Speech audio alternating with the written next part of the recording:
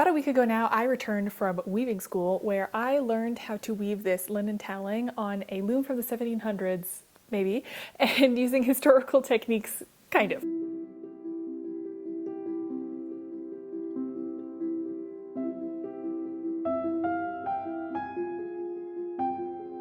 I'll get into all the maybes and kind ofs and the caveats, but really want to go over some big points that I learned because there's so much that I learned from weaving on these antique looms using historical techniques that I'm definitely going to be taking forward into my further weaving career. So the school I attended is the Newberry School of Weaving, formerly called the Marshfield School of Weaving, and I have been wanting to attend for years. It was an amazing experience, can highly recommend. The school is located in a really cozy village in Vermont in an old church, so it feels like you are in a temple to all things fiber crafts. The pieces and the looms and a lot of the things that you work on are actually old museum pieces. So I think the American Textile History Museum shut down and the Newberry School of Weaving acquired a lot of the things. You'll even see like on some of the pieces the acquisition numbers, and honestly I felt like a kid in a candy store. I'm one of those people who sees things in museum exhibits, especially tools or things that were meant to be used, and I just want to see them being used, and ideally I want to touch them and use them myself. So this is a dream come true. If you're considering going, just as a quick note,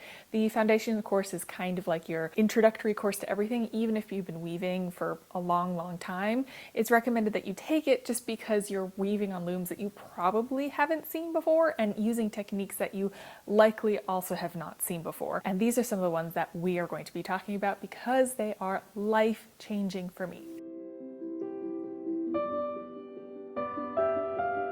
If you've ever woven, you might agree with me that warping is not fun. For me, it's not fun because it hurts my body. And let me tell you, some of the techniques that we learned here, which are historical techniques that are still being used across the world but have been kind of lost to the general US public, are life-altering for me. The first is creating your warp differently. Warping is already creating half the fabric, but for me it's always taken like 95% of the time because you have to individually measure out the length of every single one of these warp ends, and this linen towel had over 800 warp ends. So imagine measuring out 3 yards. I did 3 yards. Historically they would do like 60 to 70 yards. Imagine sitting there and counting out 800 ends on your warping board, which I have done, and it's taken me hours and it really hurts your arms. However, what was done historically, you can see it in pictures from the medieval era, is warping with many ends at once. I warped with 21 ends at a time. And when you think about like 800 divided by 20, rather than going back and forth 800 times, I'm only going back and forth 40 times. That's so much faster. There's actually a mill in Scotland called the Knockando Mill. I was lucky enough to visit it a few years ago, but they use that exact same warping technique that we were taught in this school, and I am going to use it forever and ever. We were talking, and a lot of the students and I, we agreed that the course was worth it just for learning this particular warping technique because it is so much easier and faster to do. All right, so now we've created our long ends of warp and we've got to get it onto our loom. The next tedious part can be threading the hedles. Basically, it's the way that you put the pattern into your weaving. So how you thread and the order that you thread your hedles in, you're putting in a good amount of the pattern in this way. I did a twill, so it was just 1, 2, 3, 4, 1, 2, 3, 4, 1, 2, 3, 4, 1, 2, 3, 4. However, the technique that I was taught and the one that I've been using is what we call the hunt and peck, which is you find one string, you find one heddle, you peck it through. You find the next available string, you find the next available heddle, you pick it through. You can imagine with 800 warp ends, this takes forever. Traditionally, threading the heddles is a 2-person job. 1 person to pick out the ends, the other person to thread it through. That makes it quite quick. But the way that we learned it in class is actually an industrial technique for threading the heddles.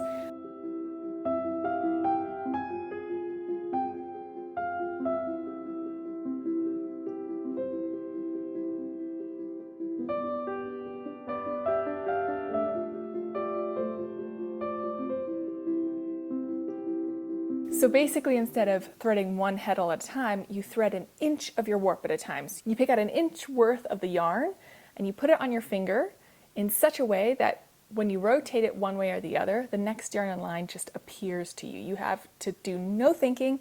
You just pull the yarns in a specific way And I don't want to get into the technical details because I feel like that's a little bit too deep for this, but you do learn it in the course, promise you. And then you just go in order. You go in the order of what you need. It's just a matter of rotating and pulling. And it's so fast. And you can do 500 hedles in an hour with this particular technique. And for my towel, I would have been done in less than 2 hours if I would have perfected the technique, which of course I didn't because I'm just learning it. A lot of these things, if you are sitting hunched over, like really concentrating, trying to get things to work out, it is really tense on your body, your shoulders. It's exhausting.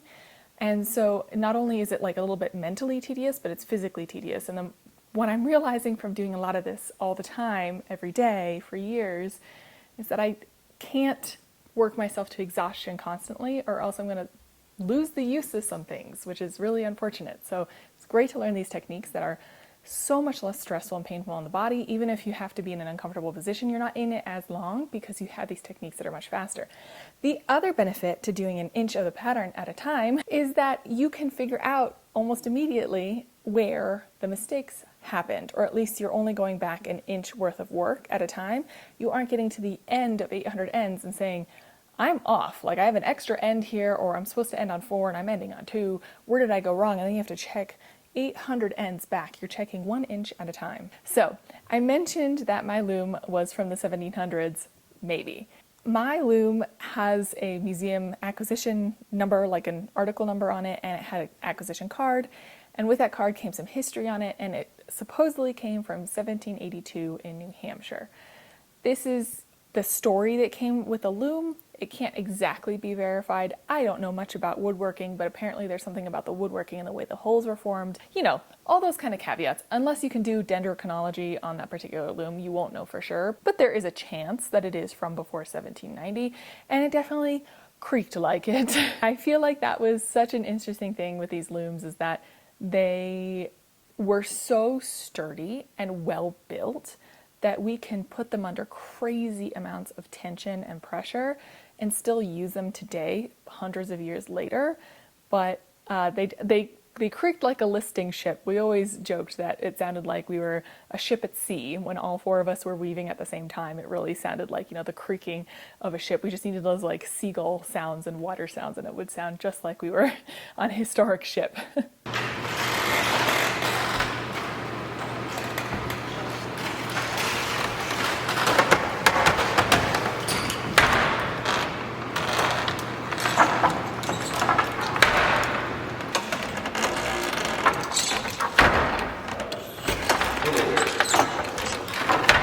The other cool thing is that with that age, it leaves impressions of what was there before. So one of the things that you could see on my loom in particular is that there are these cuts on the lay, which is what we now call the beater bar. Those cuts can really only come from linen thread that's strong enough to do that. So we know that my loom that I wove on was specifically used for linen in the past, which I totally geeked out about. I'm so excited. I have gone very deep into my flax to linen journey, so if you want to know more, feel free to subscribe, because I'm telling you there's so much coming that I've been working on. That's why I wanted to do a linen project, which is of course the hardest project. Oh, and I also recently found that I have like not so distant ancestors that come from Flanders in Belgium, which is like renowned for its linen production. Okay, so we have created our warp much faster and much less tediously.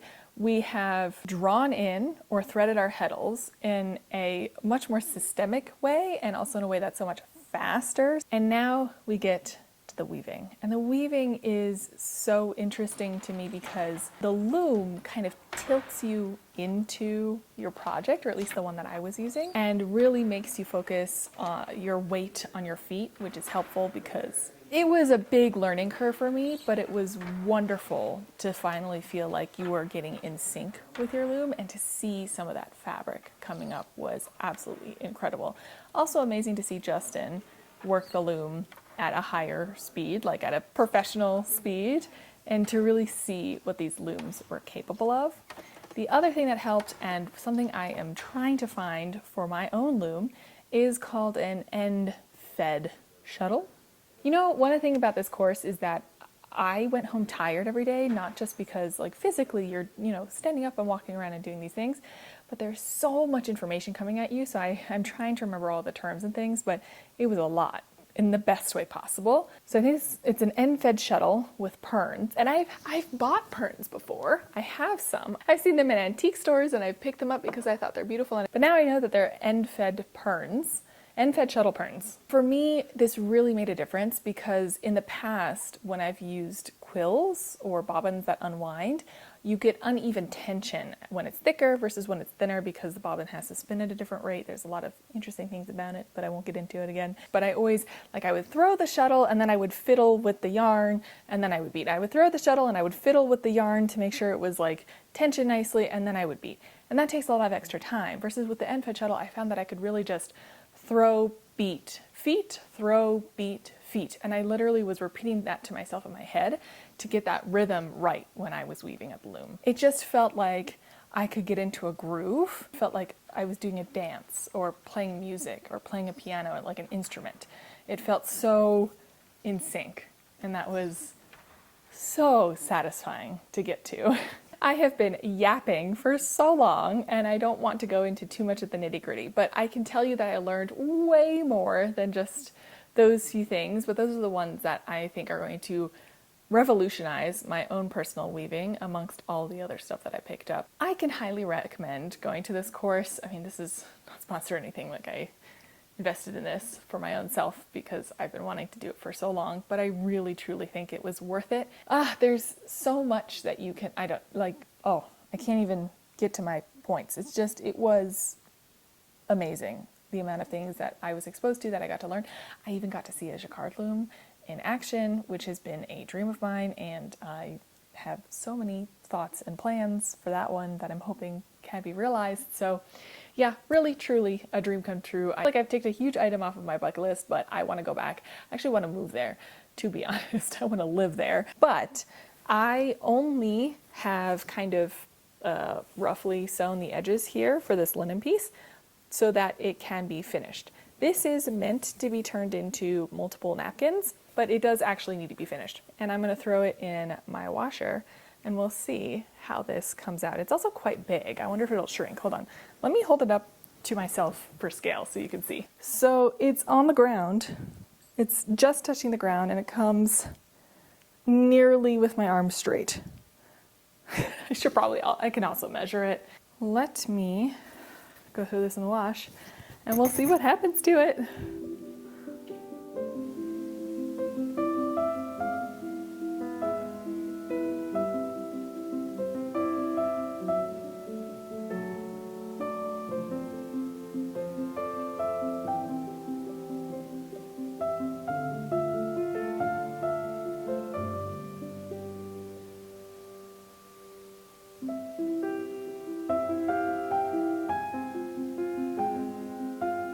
So after washing and letting these dry outside, I decided to cut these towels into two. I wasn't exactly sure how big I wanted each towel, and these are definitely large towels, but I like having really nice big tea towels or kitchen towels. Okay, so I didn't measure the length, but I know the width of these was about 24 inches before I finished them, and after washing and letting them dry outside, they are 22 inches wide. So that was the shrinkage in width direction. I'm actually staring outside right now at my very own flax bed that needs to be harvested very soon. So like I said, I have a few projects that are coming up that have to do with turning flax into my own linen piece. One question I've always wanted to answer is, if I wanted to create just this towel from my own homegrown flax, how big of a bed do I need? How much flax do I need to grow to turn it into a kitchen towel like this? So I'm hoping to maybe answer that question sometime in the future. A very big thank you and shout out to the Newberry School of Weaving and everyone who was there and who made the experience so wonderful. Again, I can highly, highly recommend taking their courses and their classes. It's just such a lovely experience and so much information that is highly applicable even to my continuing weaving journey. They are a nonprofit organization that you can donate to. There's links for that on their site if you'd like to do that. If you are considering going and maybe it's not fully within your price range, there's also scholarships that you can apply for, and I've also donated to maybe make this possible for someone else to attend. So just something to consider going forward, or Like I said, also very much recommend attending the courses, and I really hope that I get the opportunity to go again sometime in the future. I'm gonna go put this in my kitchen drawer with my other kitchen towels, and they are going to be my pride kitchen towels that I'm definitely going to use, and we will see how our other linen projects turn out. So thank you so much for deciding to spend some of your precious time with me. I really appreciate it always, and hopefully I'll see you again soon. Bye!